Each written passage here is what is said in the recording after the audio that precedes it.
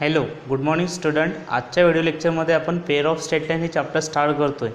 Okay, before that की जे straight लाईनचे इक्वेशन्स आपल्याला माहीत पाहिजे असतात, तर स्ट्रेट लाईनचे इक्वेशन्स तुम्हाला लिहायचे कोणत्या फॉर्ममध्ये किंवा स्ट्रेट लाईनचे इक्वेशन कसे लिहितात यासाठी आपण काही standard form of equation of lines किंवा इक्वेशन ऑफ स्ट्रेट लाईन्स हे लर्न करणार आहे. ओके, तर आधी आपण बेसिक कन्सेप्ट कंप्लीट करून घेऊ, त्यानंतर आपण पेअर ऑफ स्ट्रेट लाईन्स या चॅप्टरला स्टार्ट करू. ओके, तर इंट्रोडक्शनमध्ये first of all we learn standard form of equation of lines. That is nothing but the first equation of lines is nothing but the slope point form.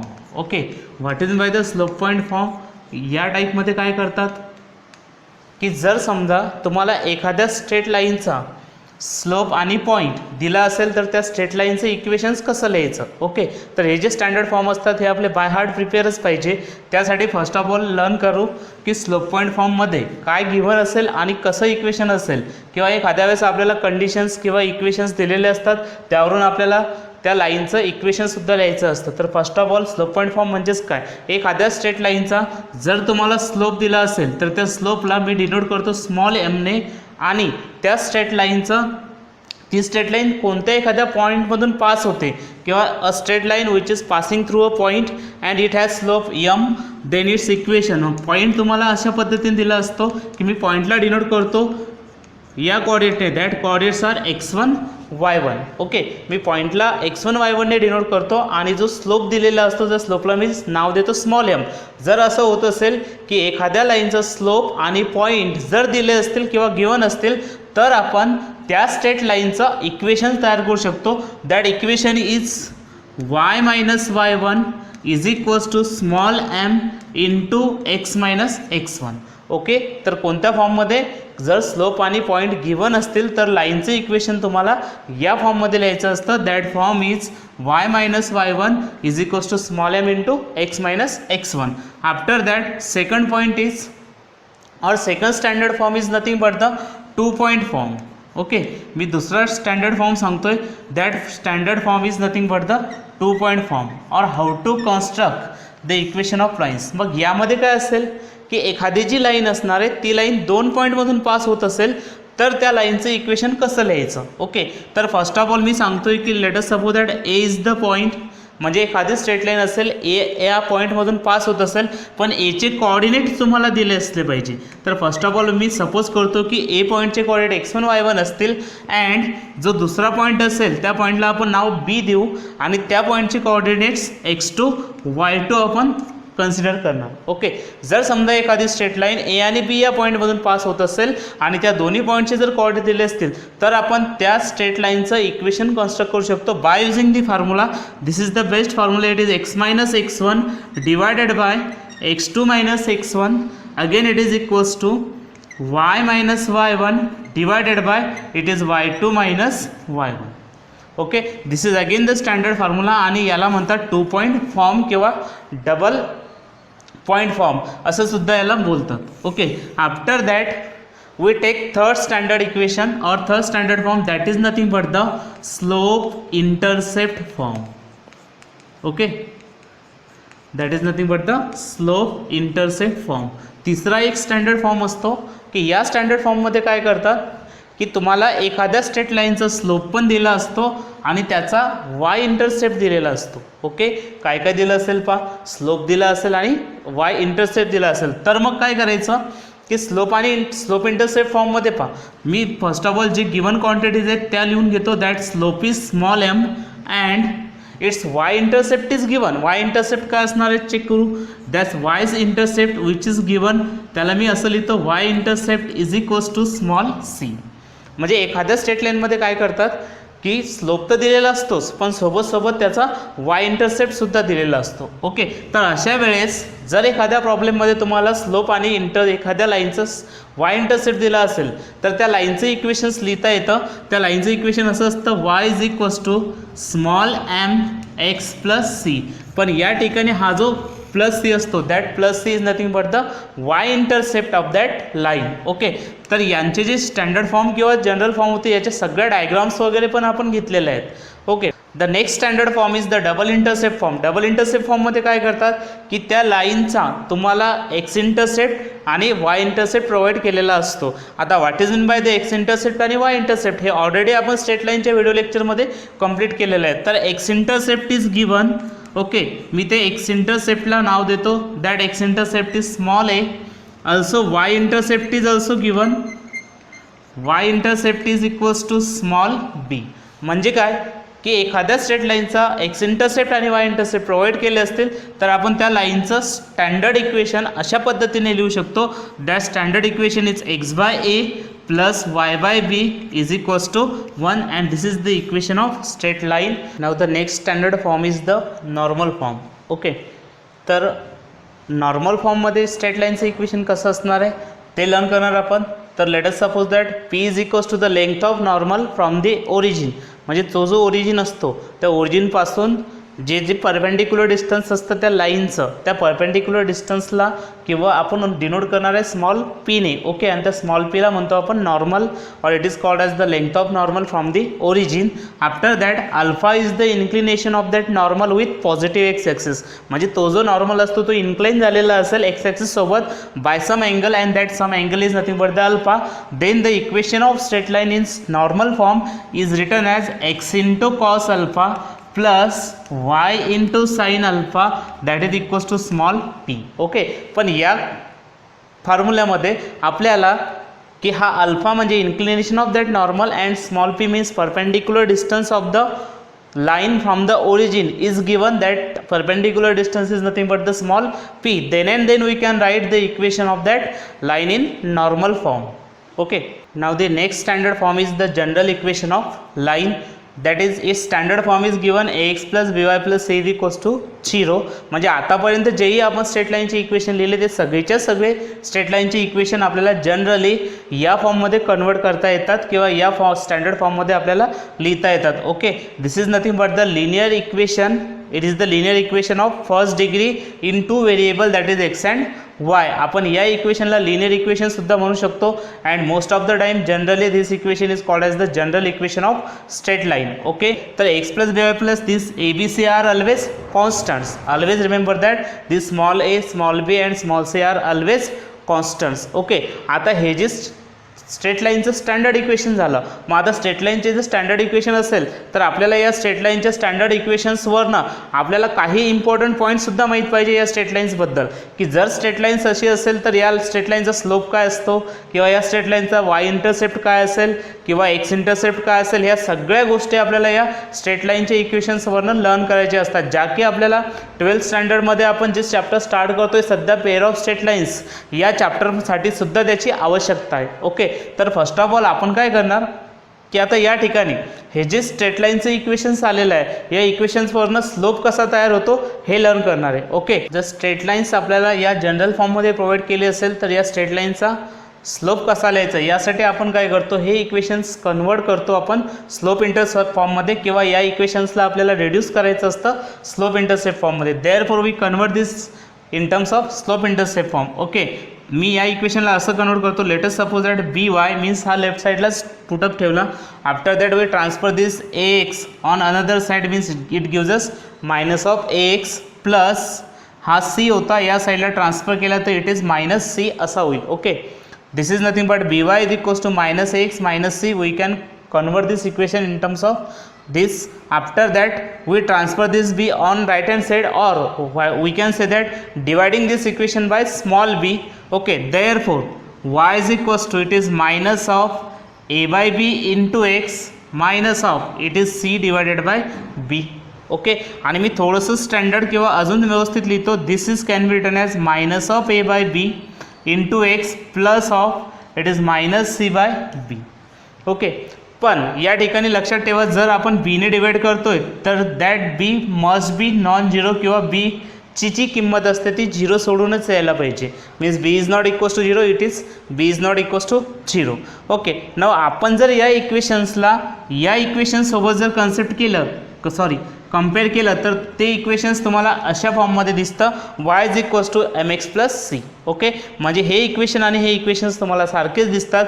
पण ज्यावेळेस आपण slope intercept form learn केला होता त्यावेळेस त्या small एमला आपण slope म्हटलेला आहे आणि या स्मॉल सीला त्यावेळेस आपण म्हटलं होतं it is why intercept. Okay, means या फॉर्म्युल्यावरून किंवा आपण कंपॅरिझन जर केली तर या लाईनचा स्लोप आपल्याला असा घेता येतो that is small M, we call this small M as a slope. Okay, मग स्लोप म्हणजेच काय, it is minus of A divided by B. आता एचा विचार केला तर ए या ठिकाणी आपल्याला कोएफिशियंट ऑफ एक्स दिसतोय आणि बी हा या ठिकाणी कोएफिशियंट ऑफ वाय दिसतोय. म्हणजेच काय, मी हाच फॉर्म्युला असा सुद्धा लिहितो, minus of coefficient of it is X, after that it is coefficient of Y.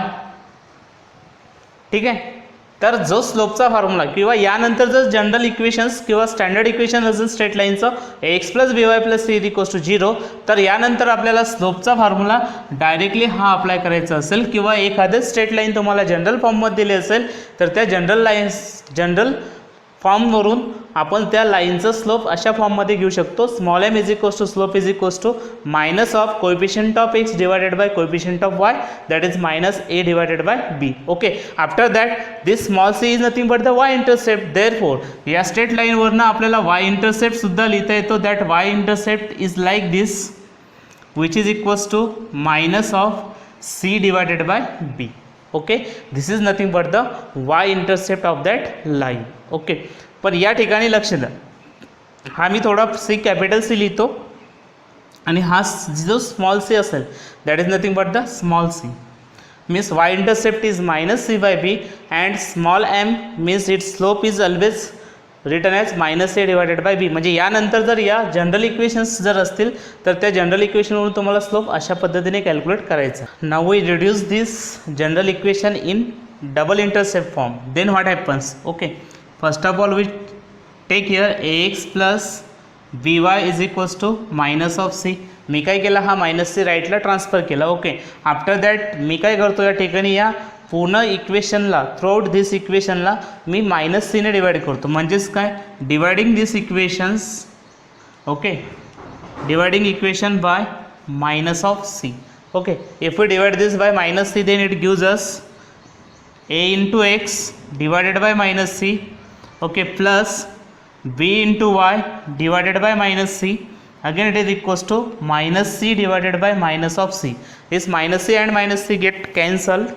Okay, after that we write here this can be written as x divided by minus of c divided by a plus again it can be written as y divided by minus of c divided by b, that is equals to this minus c and minus c will get cancelled, it remains only 1. Okay, आणि आपल्याला माहिती होतं double intercept फॉर्ममध्ये काय असायचं, x divided by x intercept plus y divided by y intercept is equals to 1 and this is called as the double intercept form.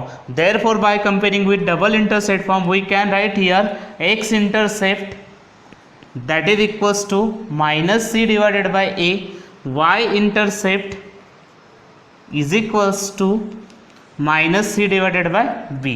This is the x intercept and y intercept if the general equation of line is given. Okay, this is nothing but the x intercept minus c by a and y intercept is minus c by b. But one more important condition is that here we divide here by minus c, therefore always remember that c is non-zero. Okay, after that हा A आणि B सुद्धा डिवाइडला दिसतोय, means again A is non zero and B is also non zero, means A and B are not equals to zero. Then and then we can write the X intercept and Y intercept of that straight line. Okay, these are the important फॉर्म्युले for the straight lines. Now again some important points are there. त्यामध्ये एक first point असा येतो की जो 11th स्टँडर्डमध्ये theorem येतो आपल्याला straight line चॅप्टर्समध्ये. तर जर समजा इफ m1 and m2 म्हणजेच एखादी दोन स्ट्रेट लाईन्स असतील तर त्या दोन स्ट्रेट लाईन्सची तुम्हाला स्लोप प्रोव्हाइड केले असतील, means m1 and m2 are the slope of the lines L1 and L2 respectively. म्हणजेच काय, L1 जी लाईन असणार आहे त्या L1 लाईनचा आपल्याला स्लोप गिवन असेल, means it is m1, and L2 line जर दिली असेल तर L2 लाईनचा तुम्हाला स्लोपसुद्धा गिवन असेल किंवा स्लोप आपण कॅल्क्युलेट करणार. मग जर L1 आणि L2 लाईन्स या दोन्ही लाईनची स्लोप m1 m2 असतील तर आणि त्या दोन लाईन्समधला जो अँगल असतो तो angle theta must be the acute angle. म्हणजे काय, ह्या 3 कंडिशन सॅटिस्फाय व्हायला पाहिजे की 2 स्ट्रेट लाईनचे तुम्हाला स्लोप दिलेले असतील आणि त्या ज्या 2 स्ट्रेट लाईन्स असतात त्या 2 स्ट्रेट लाईन्समधला जो ॲक्यूट अँगल असतो that acute angle is theta is also given. किंवा जर स्ट्रेट लाईनचे स्लोप दिले असतील तर आपल्याला त्यांच्यामधला ॲक्यूट अँगल सुद्धा कॅल्क्युलेट करता येतो by using this formula that is tan of theta is equals to mod of m1 minus m2 divided by 1 plus m1 m2. म्हणजेच काय, 2 स्ट्रेट लाईनचे स्लोप दिले असतील तर आपण त्या 2 स्ट्रेट लाईनमधील ॲक्यूट अँगल सुद्धा फाइंड आउट करू शकतो by using this formula tan theta equals to m1 minus m2 upon 1 plus m1 m2. की या स्टेटमेंटचं काम आपल्याला थेरममध्ये पडणार आहे म्हणून आपण या ठिकाणी त्याला रिकॉल केलं आहे. Again now there are 2 important points that is nothing but the L1 and L2 are 2 straight lines. They are parallel, means L1 is parallel to L2 if and only if m1 is equals to m2. m1 is equals to m2 याचाच अर्थ काय की जी L1 line होती त्या L1 लाईनचा slope m1 असायला पाहिजे, L2 लाईनचा स्लोप हा m2 असेल आणि त्या 2 लाईन्स एकमेकींना पॅरलल असतील. त्या 2 लाईन्स एकमेकींना पॅरलल केव्हा असतील, त्यांचे स्लोप जर इक्वल असतील तर त्या 2 लाईन्स एकमेकींना पॅरलल असतात. या कन्सेप्टचं सुद्धा आपल्याला काम पडणार आहे या चॅप्टरमध्ये.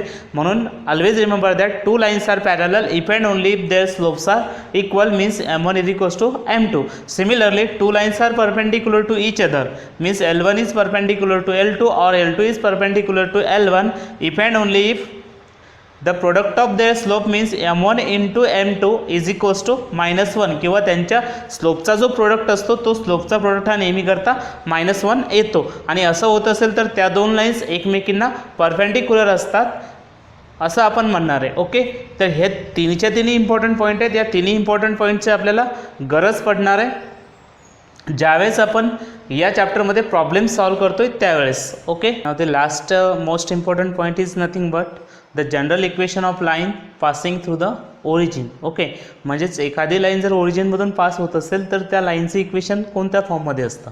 ओके, जनरली आपण स्लोप पॉईंट फॉर्ममध्ये लर्न केलं होतं की जर एखादी लाईन पासिंग थ्रू ओरिजिन असेल आणि त्या लाईनचा स्लोप जर माहीत असेल तर आपण त्या लाईनचं इक्वेशन जनरली अशा फॉर्ममध्ये लिहायचो y is equals to mx. m is the slope of that line which is passing through the origin. असं आपण ऑलरेडी प्रूव्ह केलं होतं स्ट्रेट लाईन चॅप्टर्समध्ये. ओके, आफ्टर दॅट आता आपण जनरल इक्वेशन ऑफ लाईन्ससुद्धा लर्न केलेलं आहे. मग त्या जनरल इक्वेशन ऑफ लाईनचा स्टँडर्ड फॉर्म हा होता ax plus by plus c is equals to 0. It is the general equation of lines. ही कोणतीही लाईन्स असणार आहे. It is not now passing through origin. ही सध्या पासिंग थ्रू ओरिजिन नसेल. मग आफ्टर दॅट ही लाईन केव्हा पासिंग थ्रू ओरिजिन होईल त्यासाठी आपण त्याला सॉल्व करतो अशा पद्धतीने.